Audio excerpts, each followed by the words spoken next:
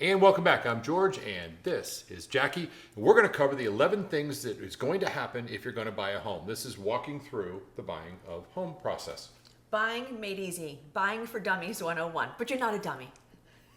Was that directed towards me? No. Yeah. Let's get started. The number one most important thing is to have all your financial ducks in a row. I know that sounds really corny, but it's very important. You have to speak with your lender. You have to make sure you're pre-approved. As a matter of fact, we just did a video talking about the importance of that, especially in this climate where the interest rates are up, but once they go down, everyone's going to want to purchase a house. But that goes across the board. No matter what the interest rates are, if you're interested in purchasing a house, you really need to know that back end of the house. What can you qualify for? So what we'll do is we're going to drop that video we just did from our lending partner, but here's a spoiler alert. We'll give you the summary of it real quick, and then we're going to move on to the next point. You want to do it about 3 months before you plan on actually purchasing a property, and they can do a soft pull, which doesn't affect your credit at all, and they can start helping in what can we do to massage it to make it a little better, because the difference of 20 points in your credit can be the difference of hundreds of thousands of dollars over the course of a loan. Right. That's important. So definitely, let's get the lending process taken care of very first.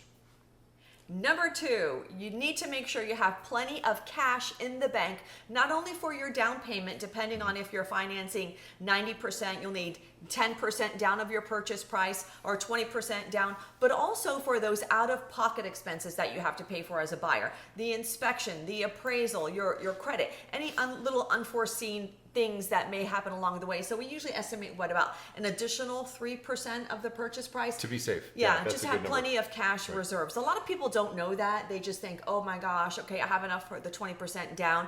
You need more than that for those out-of-pocket expenses. So let's cover can't finance. Let's cover that real quickly because it's really important. So you're not actually spending this money. What you're doing is you're setting up your escrow accounts, which means you usually have 6 months worth of insurance. You have 4 months worth of prepaid interest already in there, and it's yours. It's always going to be yours. You just can't touch it, and they're using it to actually make their own money because they're loaning on that. But the bottom line is you're going to have that. So be prepared with an additional, as Jackie said, an additional 3%. It will set you up.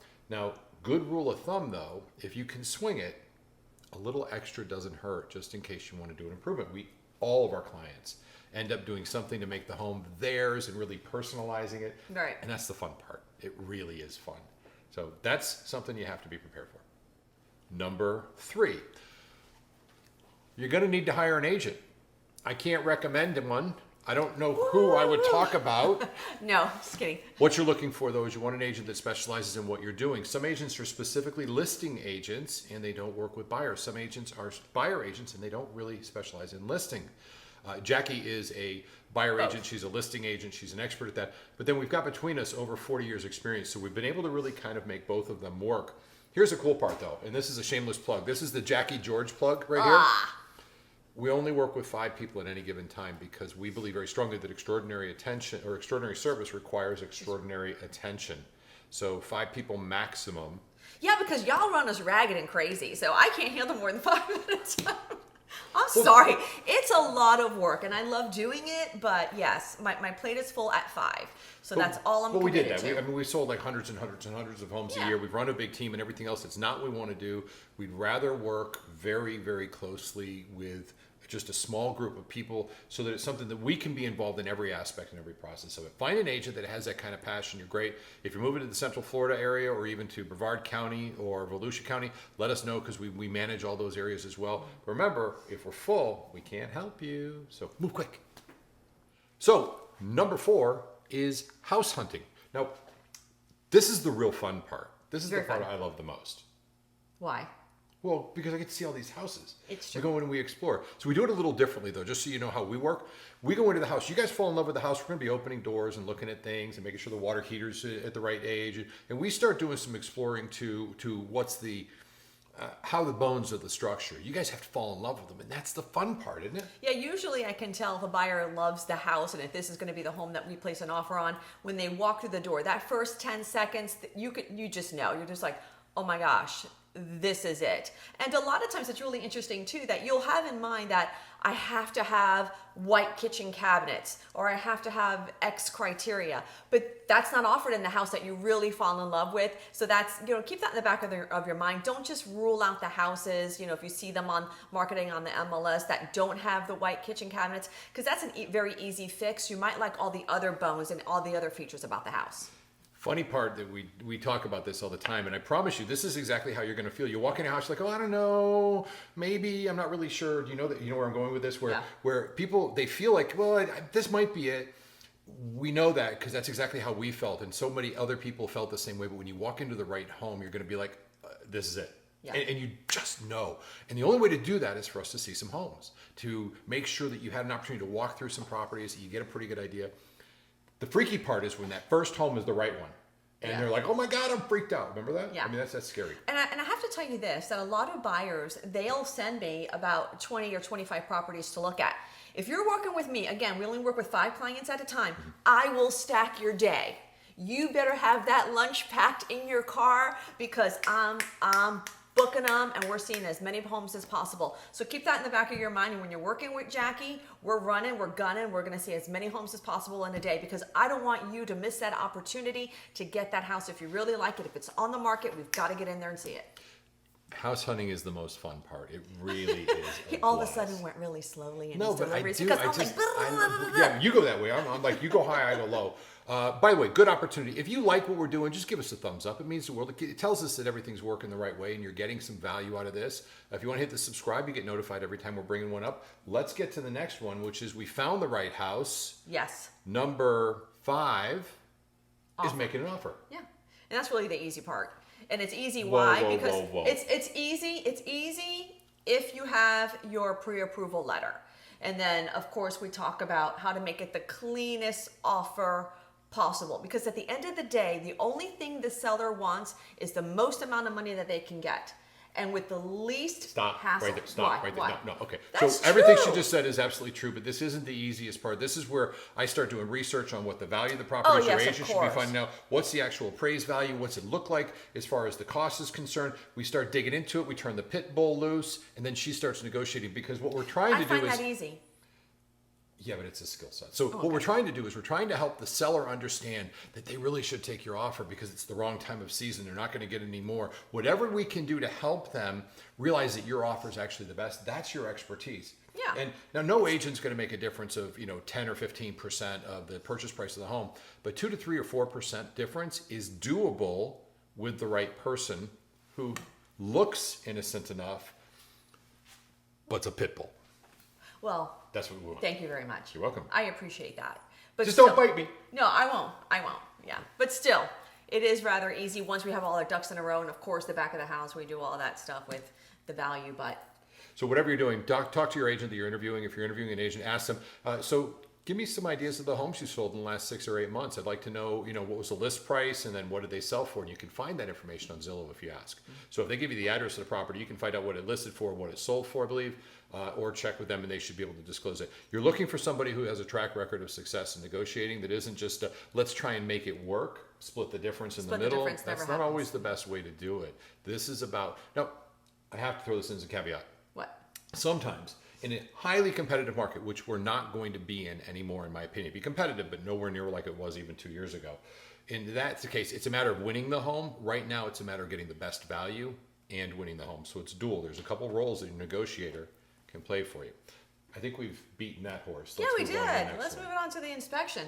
Inspection number 6. I think it's number 6. Let's go with that. Number 6. And if it's not number 6, it is now. Again, that for me is easy because we kind of know what is going on. You hire a very qualified inspector. And I will tell you this, read that fine print whenever you hire an inspector because they're just a general inspector. I have told buyers so many times the proper way to do an inspection is to hire a roofer, hire an electrician, hire a plumber, and then just get that general inspector to open all the windows and make sure that everything is going on. It's difficult to go that route, but those are really the experts. The general inspectors, they're good, but they're not experts in every little thing. So keep that in the back of your mind. Something else to consider when you're hiring an inspector, you might want to ask them to do a wind mitigation, because a wind mitigation, Yeah. if the roof is relatively good and is relatively new, is going to save you a lot of money on your insurance. There's little nuances that the inspector, by doing their job well, we're going to know if there's any challenges, but we're also going to be able to save some money on our insurance, which is further on down. We'll cover that in just a little bit. Here's the fun part though. When we do inspections, we're opening up negotiations again. If we find something that's going to be an issue, does that mean because the wall doesn't have the right color paint or it's got a little chip in it? That's not it. But it's things that we can't discover with our visual inspection of the property when we make the offer. We can open up for negotiations. Once again, you want a pit bull. But you have to understand too that as is, if we're submitting an as is offer, as is means as is. The seller necessarily doesn't have to fix anything. Right. What we usually go for is not anything that's cosmetic in nature, like a chip in the tile or dirty carpet. It's those structural items. If there's a roof leak, if there's a plumbing leak, if there's a foundational issue. Again, the seller doesn't have to fix those things. Chances are they will, because they'll have to disclose that to the next buyer, and we make that seller very well aware, okay, you're gonna have to disclose this now to the next buyer, but they don't necessarily have to fix that. So remember, as is, but we usually are very successful at getting some repairs made, or at least a credit back to the buyer so the buyer can go ahead and cure those items once they move in. And let's talk about the out clause as well. In the state of Florida, an as-is contract, if you're purchasing an as-is, which is the normal contract we use, if you're not satisfied for any reason, any way at all, through your inspection period, which is a very important date that a great real estate agent will keep very good track of for you, you have the ability to cancel the property. Cancel the contract on it. Yeah. So think about this. You could literally wake up the day before inspection period's over. Let's say you have a 7-day inspection period. It's 6 days in. You're like, you know what? I don't like blue and the house is painted blue. I'm going to cancel. That's legitimate. Now, we're not advising you to do that. No one ever does that. But the bottom line is you do have an power, out clause and the power. You can cancel for whatever reason you choose, including the inspection, up until your inspection period's done. So dates are real important as well. A great real estate agent will make sure that you're very aware of those. So make sure you ask them, what are the key dates I need to focus on? Speaking of focusing on, let's focus on the next one. What is that? Okay, so the next one is the home appraisal. Right. Okay, we have no control over that, meaning you, the buyer, me as the agent. That is something that your lender will order the Sure. appraisal to be done, and that's also an expense that you have to pay for, by the way. So the appraisal comes out. Usually any good listing agent will meet the appraiser there and talk about the features and benefit of the home, because we all want the home to be able to appraise at value. But again, we have no control over that. So what happens if it doesn't appraise at value? Then we renegotiate. Well, hold on one second, because here's What? something that's important that I want you guys to be aware of. Before we get to the point of making an offer, you're going to know what the property is going to appraise at. That's our commitment. We're going to go through, we're going to analyze the entire area, so you'll have a really good idea. It's going to be a little high. I don't know if it's going to appraise. It's pretty marginal. So we're already going to know that going in. That's one of the things that I think we do extremely well. Having sold over 5,000 homes, I'm pretty good at analyzing numbers. I love that aspect of it. So You're damn good at it. Well, thank you. Yeah. Thank you. I give her $1 for saying that every Yeah. time. Pay up. So we're gonna not now. We're gonna later. I promise. In service. How you doing? Anyway, we're going to make sure that you have some good information about what the property is going to appraise for. But she's right, the appraiser's going to be there. Now, if you're selling a house, you've got a house to sell, we are not permitted, nobody's permitted to really have a conversation with the appraiser. So I'm going to say this off camera. But if we took the lockbox off the front door, we'd probably have to be there to let them in. And at that point, we could have a conversation about what we think it'll appraise for based on our comparables. And again, track records are everything. I'm pretty sure she goes like this. Mr. Appraiser. Oh, I do not. I know. Stop that. I know. But we Stop. get it done. Yeah, we get it done. We do that. So anyway, that kind of covers appraisals. Something you're having to deal with. You're going to have to pay for it yourself, and none of us really can be involved. All right. The last, well, it's not the last one. We didn't even know what number we're on, but here's another one. The final walkthrough. Okay, so what happens during the final walkthrough? It's usually conducted at least 24 hours prior to closing. And the whole purpose of that is to make sure that all, the items that we're supposed to convey with the sale are left in the house, that there's no hidden surprises, there's not dirt everywhere, all of a sudden a pipe didn't bust, or, this recently happened for a final walkthrough. There was a bad storm the day before, and then when I showed up at final walkthrough with the buyer, the soffits had fallen.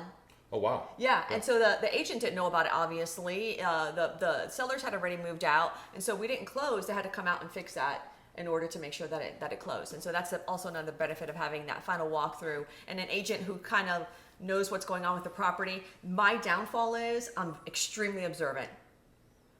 You don't like that? Nope. If something's moved in the house, I'm like, who moved the paper towel holder? Why isn't it not there? I notice everything, so I do notice those things from the final walkthrough. But that's really important. And I want to mention this too. When we're doing that home inspection, if there's an area rug down, I peek under it because you don't really know the condition of what's under there, especially if it's hardwood floor, if it's all scratched up or something. You just want to see, and if there's like a crack on the tile, you just kind of want to see. Inspectors won't move the furniture. They don't move that, but I usually just pick it up on all the corners and try to move things around with the buyer just to kind of know what's going on down there. Get my drift? A couple things about the home or about the final walkthrough as well. Final walkthrough means that the house is cleared out. Everything's gone from the property. Now, sometimes they will leave paint, but what we want to do is we want to specify we only want paint that's for current walls. Let them throw it out, not you. Yeah. They can't leave appliances in the garage. They can't leave things all over the place. So that's the reason for our final walkthrough. Here's a bit of advice. Final walkthroughs are not the celebration. They're to make sure the celebration the next day goes well. And we expect that there's going to be something that needs to be addressed at every final walkthrough. Go in with that mentality, we'll be happily surprised. But if we're not, we already know we're prepared to do it. Hence the reason we want a full 24 hours if at all possible. And typically I work very well and very closely with the listing agent, so they know every step of the way that, hey, we're conducting the final walkthrough on this day. Has the seller vacated all their belongings from the house? Have they removed all the trash? Is everything broom swept clean? Right. So, we usually don't have any surprises when we walk in, unless it's something like storm related or something like that. And that leads us to the closing. Now, this is a celebration. Yeah. And in fact, when we close, if you're listing your property with us, we actually use a title company that's called Celebration Title, and it is a celebration. But here's the fun part. We've already reviewed everything. Your lender's gone over everything with you. You know exactly what the documents are. The title company has reviewed everything if they're done well. If not, we're going to help you with that process. It's pretty straightforward and not a big deal. Here's a fun fact, though. In the state of Florida, the closing day belongs to the buyer. That means at day of closing, it's your house. Now, you can't take possession of it until your funds have been wired and received by title company and the property's closed. So what we're always trying to do, if we're representing the buyers, is we want to have the seller sign as early as possible, or even preferably the day before. Usually that's not a problem. And we like to sign it around 9 o'clock in the morning. Just be prepared. And here's the reason. For funding. Let's say we're... Well, I just stole your thunder. Sorry. So here's the reason. If we close at 9 o'clock in the morning, we're done by 10 o'clock. The funds should be wired to the title company at 11 o'clock. And at that point, the property is deemed properly closed. It's your house. We can get you in right then. Closing's the celebration. The final walkthrough is making sure everybody does what they're supposed to do so we can celebrate on closing day. But that's not where it stops. Wait. I just want to say something about closing, because sometimes buyers forget that you need to bring your driver's license with you, Yep. Especially if you have a mortgage. And it's always safe to take. You taught me this, so thank you. Take a picture of your driver's license just in case you forget, because the title company. I mean, you could just email them that photo if you don't actually have your physical license. But always bring your driver's license with you.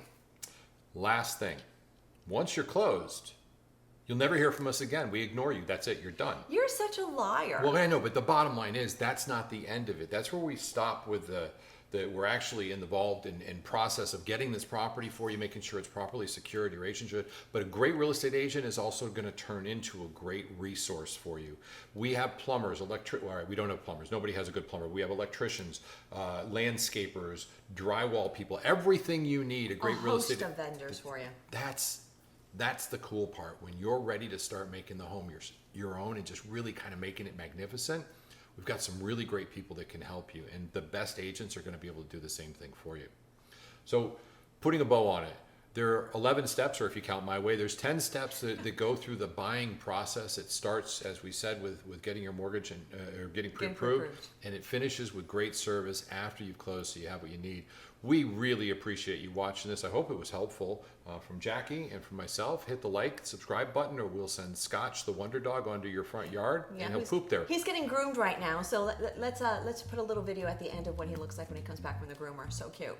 You're going to love this. You're gonna Stick love around it. for this. That's it for us. And if you're watching to the end, I want to show you our true height, because you don't realize that George has been standing like this. Oh my God, it Stand up hurts. straight. Take your shoes off. This is I it. have This my is wedges me. on. Boop. Yep, that's it. I married a mini. That's I'm 5'2". crazy. I'm Look at 5'2". this. Hold on, wait. No, do it I again. gotta put my shoes back. So if you If you've married somebody that's literally half your size, put it in the comments, let me know. Or if you're married to a giant, as I am, I'm not that tall, I'm only 5'11". She's just really kind of short. Okay. But I love Short you. people have reason to live. Bye. Horrible song. Bye.